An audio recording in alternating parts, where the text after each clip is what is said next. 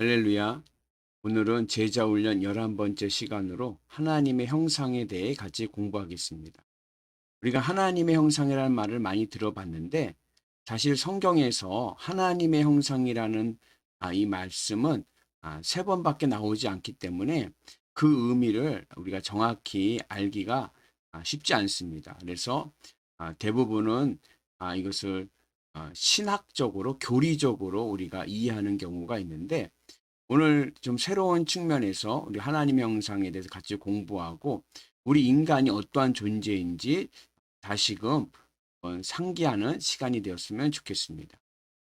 이 하나님의 형상을 이제 라틴어로는 이마고 데이라고 부르죠. 그리고 이 하나님의 형상을 히브리어로는 체렘 엘로힘이라고 부릅니다. 히브리어는 이렇게 반대로 읽으니까 쓰는데 이제 문제는 이 하나님의 형상을 이해하는데 아, 문제가 되고 있는 중요한 열쇠가 되고 있는 단어는 이 형상이라고 하는 이 체렘이라는 단어입니다.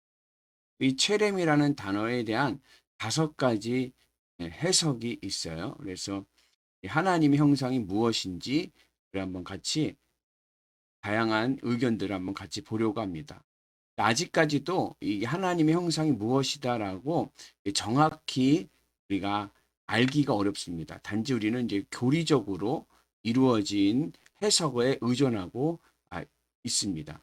먼저 이제 하나님의 형상이라는 말을 이해할 때 어떻게 이해하냐면 창세기 1장 26절에 보면 하나님께서 이르시되 우리의 형상을 따라 우리의 모양대로 우리가 사람을 만들고 이라는 말씀에서 이 형상과 이 모양이라는 단어를 이제 분리해서 이제 이해를 하는 겁니다. 히브리어로는 형상이란 말은 체렘이고 모양이란 말은 데무트라고 하는데 이게 서로 다른 개념이다. 이래서 이제 전통적으로 이제 우리가 초대교회 주 180년이면 초대교회죠. 그 이레니우스 이후에 이제 어떻게 이해를 하냐면 이 형상과 모양은 인간의 본성을 나타내는 2가지 측면으로 이해를 해왔습니다. 그래서 이제 형상이라 하면 뭐냐, 무슨 의미냐면 하나님의 내면적인 성품, 우리 인간이 가지고 있는 내면적인 성품들을 이제 형상이라고 이제 보고 예를 들자면 뭐 이성이나 인격적인 것들 이런 것들이 자유의지나 이런 것들을 이제 하나님의 형상으로 이제 보고 이제 하나님의 모양, 우리의 모양일 때 이 모양은 이제 외형적인 인간의 모습이 하나님을 닮은 외형적인 것 또는 아, 은, 아, 초자연적인 은총들이라 해서 윤리 인간만이 가지고 있는 윤리 이러한 것들을 이제 모양으로 이제 이해를 해왔습니다. 그래서 형상이라고 하면 이제 내면적인 성품 그리고 모양이라고 하면 이제 외형적인 하나님의 성품 뭐 이런 식으로 이제 이해를 한 것이죠. 그러나 이제 이러한 해석이 이제 어려움을 겪게 된 것은 창세기 5장 3절에 이런 말씀이 있어요. 아담은 130세에 자기의 모양 곧 자기의 형상과 같은 아들을 낳아. 여기서 이 모양과 형상이라는 단어 베무트와 체렘이 같은 동격으로 사용되고 있습니다. 그래서 이 창세기 5장 3절에서 이 형상이라는 단어와 모양이라는 단어가 동일한 의미로 교환돼서 사용되고 있다는 점에서 이제 이 형상은 내면적인 성품, 모양은 외형적인 성품이라고 구분짓는 것이 무의미하다. 이제 이러한 이제 그 이제 공격을 이제 받게 된 것이죠. 그래서 이제 2번째로 이제 형상에 대한 또 다른 이유 이제 설명은 우리 인간의 모습이 하나님의 모습을 닮았다는 겁니다. 아까 이제 첫 번째에서는 그 인간의 모습이 하나님의 외모와 닮았다는 것을 이제 모양이라는 말로 썼는데 이제 그것이 아니라 이제 형상이라는 말이 그 외형적으로 쓰였다는 거죠. 그래서 아까 위에서 말했던 창세기 3장 5장 3 죄송합니다. 창세기 5장 3절에서 아담이 자기의 형상으로 셋을 낳았다. 자기의 형상과 같은 아들을 낳았다라고 하지 않습니까? 그래서 이 형상과 같은 이라는 말에서 이제 이것이 외형적인 모습이라는 거죠. 그래서 하나님이 어떠한 모습이냐? 하나님은 사람과 동일한 모습으로 있다. 인간과 똑같은 모습이다. 이렇게 이제 주장을 하는 것입니다. 아, 그런데 이제 구약 성경에서 이 하나님은 하나님이 영이시죠. 하나님이 영이시기 때문에 형상이 없으시고 불가시성을 강조하기 때문에 보이지 않는 하나님이죠. 그래서 그 하나님의 모습이 인간과 똑같이 생겼다. 이렇게 쓰는 외형적인 모습이라고 하는데 조금 부정적인 그런 견해를 가지고 있습니다. 그다음에 이제 세 번째 형상이라는 말의 이제 의미를 어떻게 해석을 했냐면 사람이 창조주 하나님과 이런 영적인 자질, 정신적, 영적인 자질. 아까 얘기했던 내면적인 의미에서도 나왔던 첫 번째 의견과 같은 비슷한 맥락인데 하나님의 형상이 인간의 이성이나 자유의지나 자의지, 지성과 같은 개념으로 이해를 한 것이죠. 그런데 이제 구약 성경 자체에서 하나님의 형상이라는 말이 아까 세 번밖에 나오지 않았다고 하지 않습니까? 근데 이 하나님의 형상이라는 이 단어가 이러한 인간의 내면적인 성품, 이성이라든지 자유의지를 표현하고 있지 않습니다. 이건 다분히 이제 신학적인 교리적인 해석이죠. 그 다음에 이제 네 번째로 이제 형상을 뭐로 이제 이해를 하냐면 이제 하나님과의 관계성으로 이제 이해하는 경우가 있습니다. 그래서 인간에게는 하나님의 형상이 있기 때문에 하나님과 인격적인 관계를 맺으며 살 수 있다라는 것입니다. 이것도 이제 신학적인 해석인데 인간에게 하나님 형상이 있기 때문에 하나님을 인식하고 하나님과 관계를 맺을 수 있다라고 이제 주장하는 것이죠. 근데 사실 이제 여기에서 이러한 관계성의 주장에 대한 가장 근거가 되는 것은 이제 우리라고 하는 말이 삼위일체 하나님, 우리가 복수 아닙니까? 이제 우리라는 말이 복수이기 때문에 성부, 성자, 성령 삼위일체 하나님의 그런 복수의 개념을 가지고 있다. 이렇게 이제 여기서부터 이제 시작을 하는데 사실 이제 이 우리라고 하는 말, 히브리어에서 우리 복수라는 1인칭 복수라는 이 말은 히브리어 문법에서 보면은 어떠한 의미가 있냐면은 중대 결심을 할 때 사용하는 독특한 문법 형식입니다. 그래서 히브리어 문법에서도 우리의 형상을 따라 뭐 우리의 모양으로 이렇게 나오지만 이거를 복수 취급하지 않고 단수 취급을 했는데 이 우리라는 말이 이제 복수의 개념보다는 문법적으로는 이게 중대한 결실, 인간을 창조하는 것이 하나님에게는 아주 굉장히 중요한 일이었다는 것을 보여주는 하나의 표현이다. 이렇게 이제 이해를 합니다. 그래서 이제 우리말에도 그런 말 있죠. 이제 관용적으로 쓰는 말인데 우리 집 가자 그러죠. 내 집, 우리 집이 아니라 내 집이죠. 내 집인데 그냥 우리는 야 우리 집 가자 이러죠. 이런 식으로 이제 관용적인 이제 문법적으로 이제 이렇게 쓰여지는 히브리어 문법에 쓰여질 때 우리라고 하는 말이 이제 중대한 결심. 그래서 인간 창조가 굉장히 중요한 하나님에게는 중요한 창조의 사역이셨다는 것을 우리에게 보여주고 있습니다. 그런데 그럼에도 불구하고 이렇게 이제 형상을 관계로 이해하는 이유는 왜 그러냐면 이제 창세기 2장 3장에서 이제 죄의 개념이 나오지 않습니까? 이제 죄의 개념이 나오는데 이 죄의 개념이 어디서 나오냐면 관계의 단절에서 나오기 때문에 그렇습니다. 그래서 이제 창세기 2장 3장에서 이제 인간이 타락하는 이야기가 나오는데 이 타락하는 이 이야기는 이 죄가 무엇인지를 말씀하는 본문이라기보다는 죄가 어떻게 나타나는지 죄의 현상을 나타내주는 본문입니다.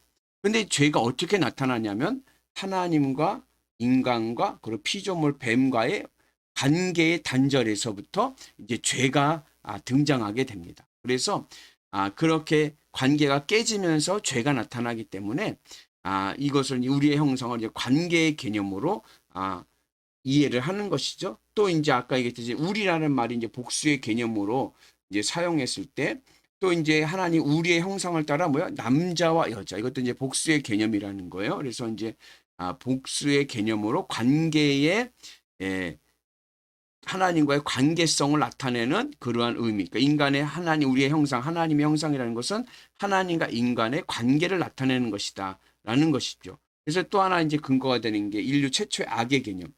하나 악의 개념이 뭐냐면은 아담이 혼자 있는 것이 하나님 보기에 좋지 않았다. 보기에 하나님 보시기에 좋지 않았다라고 하는 그런 악의 개념이 나오기 때문에 인간은 혼자 있는 존재가 아니라 관계성을 맺으며 살아가는 존재이다.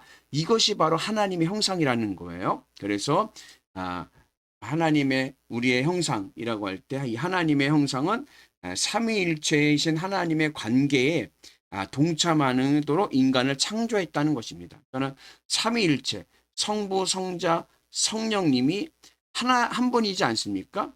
이 삼위일체의 관계가 이루어지는 것과 같이 인간도 그 하나님과의 관계에 동참해서 관계를 맺도록 창조되었다는 것입니다.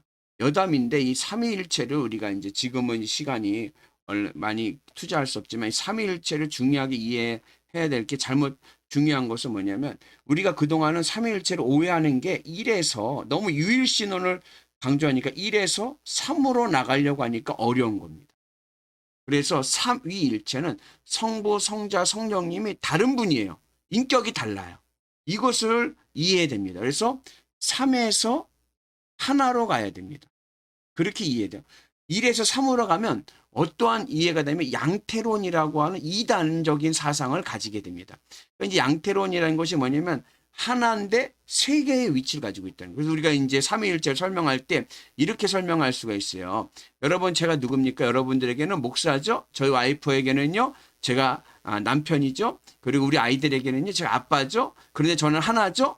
그러니까 이게 삼위일체라고 이렇게 이야기하는 건데 이거는 양태론이라고 하는 이단적인 사상입니다. 그래서 이제 대표적인 게 이 양태론의 대표적인 게 구약 시대는 여호와 하나님 시대, 그 다음에 신약 시대는 예수님, 그 다음에 지금은 승천하신 지금은 성령 시대 이렇게 해서 하나님은 한 분이신데 구약에선 여호와로 그리고 신약에선 예수로 그리고 지금은 성령으로 나타났다. 이렇게 이제 이해를 하는 거예요. 그러면서 지금은 또 뭐예요? 이 시대는 이단적인 교주로 하나님이 이렇게 시대에 따라서 다르게 나타났다. 이런 식으로 이해하는 거. 그래서 뭐 지금은 뭐 이만이다, 뭐 문선명이다 이렇게 나오는 거 이게 다 이단입니다. 양태론에서 오는 거. 이게 왜 그러냐? 하나에서 3으로 가려니까는 힘든 거예요. 그래서 이 삼위일체를 올바로 이야기해서 하나에서 3으로 가는 게 아니라 세 인격에서 하나로 본성이 하나이신 하나님으로 가는 겁니다. 그러면 이게 세 인격이 하나가 되게 하는 힘이 뭐냐? 이것은 이제 페리코레스라고 하는데 이것이 바로 사랑입니다. 사랑. 성부, 성자, 성령님께서는 사랑으로 하나로 연결되어 있는 거죠. 그것을 연결되게 하신 것이 바로 이제 성령의 교통하심이라고 이야기를 하는 겁니다. 그래서 이건 뭐 복잡한 이야기는 나중에 삼위일체 또 이제 뭐 공부할 수 있는 시간이 있을 때 말씀을 드리고요. 그러니까 이제 그런 관계성 속에서 성부, 성자, 성령님께서 사랑의 관계성 속에서 하나로 되어 있듯이 인간도 그런 관계성 속에서 인간을 창조하셨다는 겁니다. 그래서 인간은 삼위일체 하나님과 관계하도록 창조되었다. 그래서 하나님과 교통하고 그렇게 하나님과 하나로 교통되었을 때 인간의 마음에 하나님의 마음이 심어져서 그 하나님의 마음으로 사람들과 교통하고 그리고 피조물들과도 교통하며 살아가는 존재다. 이제 이렇게 이해를 하는 경우가 있습니다. 그 다음에 이제 다섯 번째 이제 경우는 이제 형상이라는 말을 이제 하나님의 대리자로 의미를 한다는 것입니다. 그래서 사람은 하나님의 형상으로 창조되었는데 이 하나님의 형상으로 창조되었다는 의미가 어떠한 의미냐면 그 당시 이제 오경이 쓰여졌을 때가 이제 모세 시대이지 않습니까? 모세 이런 고대 중동 시대인데 그 고대 중동 시대 때 그 이집트나 또는 뭐 아수르 바벨론 지역이나 중동 지역이나 이런 지역들의 이제 고대 문헌들을 이렇게 비교해 보면은 이 형상이라는 말이 나와요. 그때 이제 신의 형상으로 묘사되는데 이 신의 형상이 누구냐면 왕입니다. 왕. 그러니까 왕을 그 당시에는 신의 형상으로 이야기한 거예요. 뭐 레의 자신들이 섬기는 이제 뭐 주신이 있어요. 예를 들면 이제 이집트의 레라고 하는 태양신인데 그러면 이집트의 파라오가 누구냐면 레의 형상을 담은 왕인 거예요. 레는 레의 형상이다. 이런 식으로 이제 표현을 합니다. 그래서 이제 이 신의 형상이라는 말은 뭐냐? 왕이라는 거죠. 여기 성경에서 이제 하나님의 형상으로 창조되었다는 것이 그 시대 때 글쓰기 문화 속에서 보면 아, 하나님의 대리자로서 왕이 이제 신의 대리자로서 이제 왕권, 권위를 갖고 있듯이 예, 인간이 하나님의 대리자로서 이제 왕 같은 존재라는 것을 이제 부각시키고 있다라는 것이죠. 그래서 이것은 굉장히 이제 그러한 의미에서 인간의 존엄성에 대한 강조하는데 중요한 해석이 됩니다. 물론 창세기 1장에서 말하는 때 인간은 하나님의 대리자라기보다는 하나님의 증인의 모습으로 그려지고 있는 것은 사실입니다. 그러나 그럼에도 불구하고 오늘 이 시대에 읽혀질 때 하나님의 형상을 읽혀질 때 저는 하나님의 형상을 닮은 인간이 어떠한 존재냐? 왕 같은 존재, 존귀한 존재라는데 저는 그러한 해석을 선호하고 있습니다. 그래서 이 하나님의 형상이라는 말이 그래서 이 형상이라는 것이 다양하고도 또 난해한 해석이 됩니다. 그래서 그리고 특별히 인간이 하나님의 형상으로 창조되었다는 것이 구약에는 3번, 이 3구절에밖에 나오지를 않기 때문에 굉장히 이해하기가 어렵습니다. 그럼에도 이제 오늘 이 시대에 우리가 이제 성경을 해석할 때 이 하나님의 형상을 우리가 좀 새롭게 적용할 수 있는 것은 바로 하나님은 인간을 어떻게 창조하셨다? 왕 같은 존재를 창조하셨다는데 굉장히 주목할 만한 해석이 되지 않을까 생각을 합니다. 그래서 그 당시에는 이제 왕에게만 이제 신의 형상이라는 말을 썼는데 성경은 그것을 남자와 여자 모든 사람들에게 모든 남자와 여자에게 똑같이 하나님의 형상대로 창조되었다 이렇게 말씀하면서 모든 사람이 만민이 다 남자나 여자나 똑같이 어떠한 존재 왕같이 존귀한 존재로 창조되었음을 우리에게 또 말씀해주고 있다는 것이죠. 그래서 이제 아까 얘기했듯이 이제 하나님의 형상을 5가지로 우리가 같이 봤지 않습니까?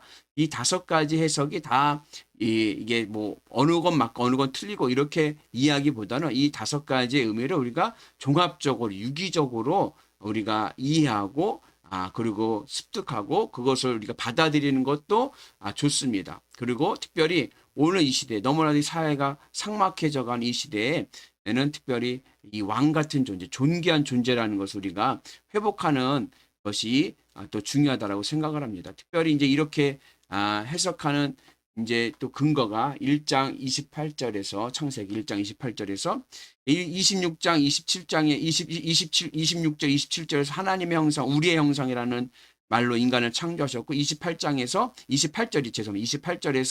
이제 하나님께서 명령하기를 충만하고 정복하고 그리고 다스리라라고 말씀합니다. 이게 왕에게 주는 거죠. 세상을 다스리라는 거 아닙니까? 그래서 마치 한 왕이 백성들을 통치하는 것 같이 하나님의 형상을 닮은 우리는 왕 같은 존재로서 창조된 이 왕 같은 존재로 창조된 우리 인간으로서 이 세상을 다스릴 책임과 역할이 주어지고 있다는 것이죠. 그리고 이제 그런 맥락에서 보면 이제 시편 8편을 보면 시편 8편 이제 창조 시편이라고 하는데 인간을 어떻게 창조하셨다고 나오냐면 천사보다는 조금 못하게 하셨지만은 그러나 피조물들 중에서 최고의 존재로 창조하셨다라고 이제 나옵니다. 그래서 하나님은 인간을 어떻게 창조하셨느냐? 아주 중요하게 그리고 아주 의미 있게 그리고 존귀한 존재로 하나님과 관계하도록 하나님의 성품을 모아서 창조하셨다는 거죠. 그래서 인간은 존귀한 왕적인 존재이고 그다음에 이 세상을 다스릴 책임이 주어져 있습니다. 그래서 오늘 이 시대에 우리가 이 세상을 살면서 힘들고 어렵고 또 뭐 좌절되는 일들도 있지만 우리가 꼭 내 자신에게 새겨야 될 것은 뭐냐? 나는 왕같이 존귀하고 그리고 고귀한 존재라는 것을 깨달아야 됩니다. 그래서 우리의 생명을 소중히 여기고 그리고 나의 존엄성을 소중히 여겨서 세상을 살아가는데 왕 같은 존재로 살아가기를 축복합니다. 특별히 이 세상에 묶여 있는 노예가 아니라, 우리는 노예가 아닙니다. 이 세상 가치에 매여 사는 노예가 아니라 이 세상 가치를 다스리는 왕이 되는 그러한 삶을 살아가는 은혜가 있기를 축복합니다. 그래서 뭐 세상적인 것에 너무 매여 살지 말고, 노예가 되지 말고 그것을 다스리는 왕 같은 삶을 사셔서 세상을 이기고 다스리는, 그리고 승리하는 그런 위대한 신앙인들 되시기를 주님의 이름으로 축복합니다. 오늘 하루도 수고하셨고 다음 시간에 뵙겠습니다. 사랑하고 축복합니다.